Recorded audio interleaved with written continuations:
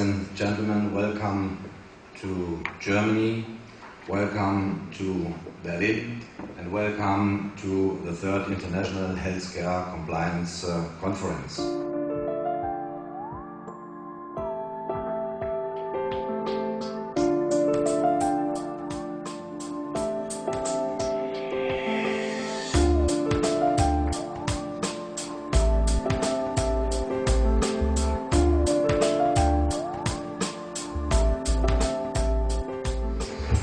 Well, good afternoon.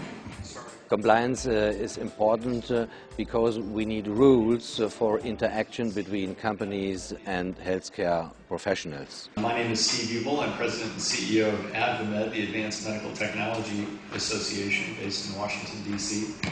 And it's my pleasure to welcome you to the 3rd International Medical Device Industry and Compliance Conference. Well, compliance is now a core activity for Eucomed. You might ask why that is. It's really because the world's changing very rapidly and people's expectations are changing very rapidly, and because the medical technology industry is becoming a very big business. And that's sort of our challenge in medical technology as well, because if you think about all the progress we've made over the last 20 years, sometimes it's hard to think, well, how is that progress possible? From the historical point of view, we have to understand that today we have another feeling for what is right, what is wrong. Compliance had an evolution in Europe as well as obviously in the States.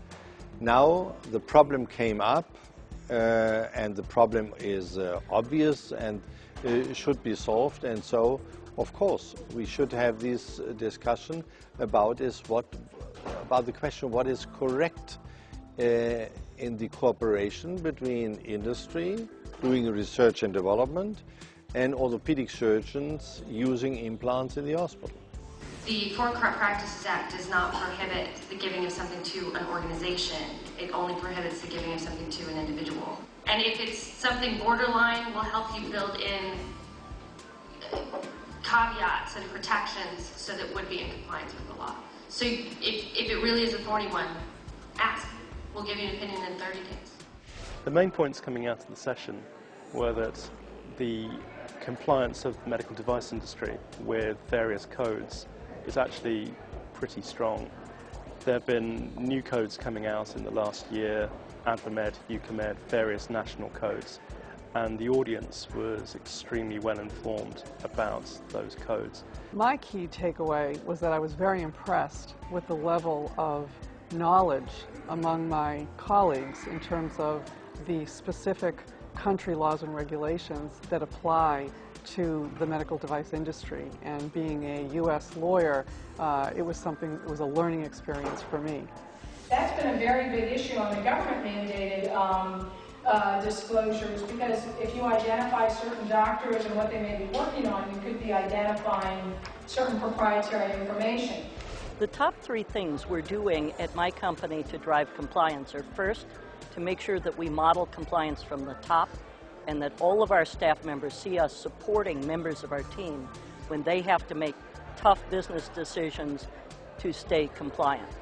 Second, we try and build a culture of compliance within the company that makes complying with the laws obvious to our employees as integral parts of the innovation process. If you will, 2 sides of the coin. And third, we try to build a culture of transparency within the organization, so the open sharing of information, discussion of business activities is a norm. Our people then take those kind of concepts out with them to their daily work. Is it feasible for you? Are you going to achieve the good results in your activities? First of all, you create a culture of compliance. Everybody in the organization has to understand that conducting your business ethically and conducting your business in compliance with the laws is prerequisite to our business model, and that anything else will be tolerated.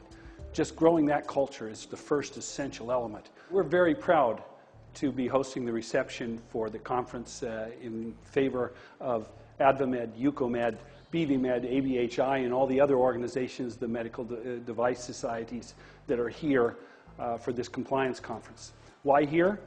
Well, first of all, this is a representation area for the B. Braun Group of companies at the Langenbeck-Virchow House in the middle of the Charité, right in the middle of the Medical Society of Germany and Berlin. And this Langenbeck-Virchow House, which is owned by the German Society of Surgeons and the Berlin Medical Society, has had a long history of medicine, is right back there where it should be today, and we thought it would be the appropriate place to meet this evening and honor this conference and its participants.